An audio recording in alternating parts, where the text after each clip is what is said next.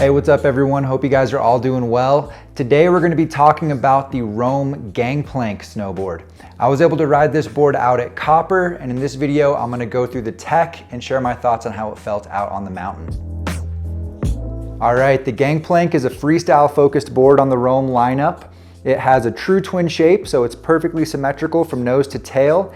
It's got a twin flex and it's going to feel the same riding it in either direction. And it runs a flat to rocker profile. So through the insert packs, it's going to run a flat camber profile and then have some rocker out in the nose and tail. So that's going to give you a nice predictable feel out of this board with that flat camber and make it a little bit more playful in the tips. That'll help you out for butters and presses and things like that. And I definitely would say overall this board does have more of a playful feel to it.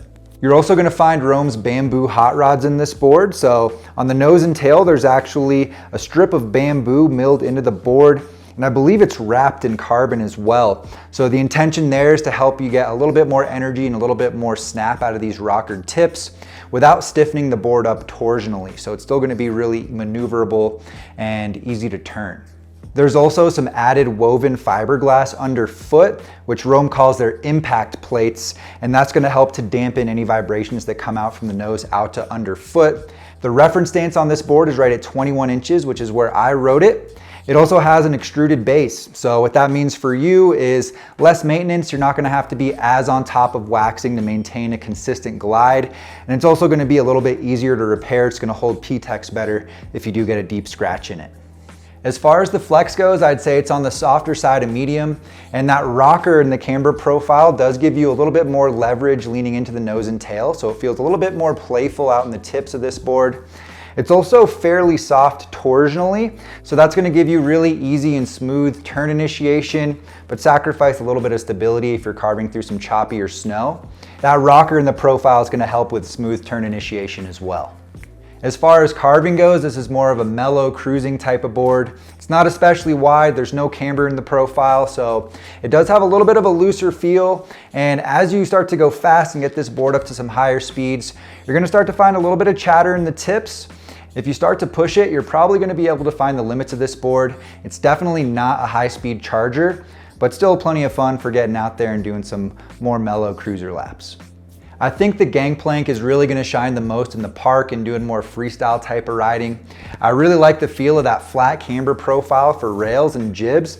It helps you get locked in a little bit easier going 50-50 or getting sideways on rails as well. It gives you a nice predictable platform to slide on.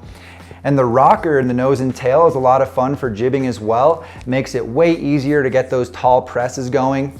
And that profile combined with the flex, you can just lean very minimally into the nose or tail and get a small press going without the board fighting back, and then actually try to fight that flex of the board to get a nice tall press going without too much effort. So I really had a lot of fun with that on the rails out at Copper, and obviously that's going to help a ton for butter tricks as well if that's something that you're into. I did hit some jumps out there as well, and you can still have a lot of fun jumping on this guy, but like I said, it does have an overall playful feel and is lacking some stability in the nose and tail. So as you start to take it up to those bigger features and those larger jumps where you find yourself in higher impact situations, if you land a little back seat, there's not a ton of stability in the tail or the nose if you're landing switch. So it can wash out on you. So watch out for that. Not super stable for that type of riding, but still a lot of fun as a more mellow jumper. And even though this is a pretty playful board overall, I wouldn't say it has a dead feel to it. Those bamboo hot rods do come through to help you get a little bit more energy out of the nose and tail. And at the end of the day, if you're hitting rollers, alling onto features, or jumping, whatever it may be, it's gonna give you a little bit of extra boost and you can get some decent pop out of this board. I know some of you guys are gonna ask about riding this board in powder, and at the end of the day, you know, this is just a true twin freestyle board. There's not a lot in there that's gonna help give you extra float. I would say over like a full camber twin, it might have a slight advantage with those rockered tips, and that softer flex will help as well, but really not gonna help you out too much when it comes to powder. So if you do take this board out on a deeper day, I definitely would set that stance back a little bit. Overall, this is going to be a very pressable, more jib-leaning freestyle kind of board. Perfect for doing some mellow cruising or working on more technical rail tricks.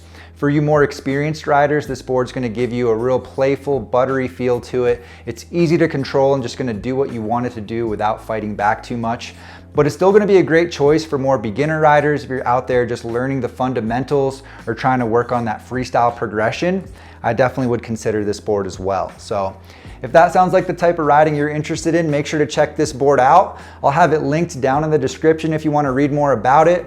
And if you've had a chance to ride it, let me know what you thought about it down in the comments. You can leave any questions for me down there as well. Make sure to drop a like if you got some value out of this video, subscribe for more snowboard reviews, and you can also hit me up on Instagram if you want to see some behind the scenes with the reviews. You can find me there at Board Archive.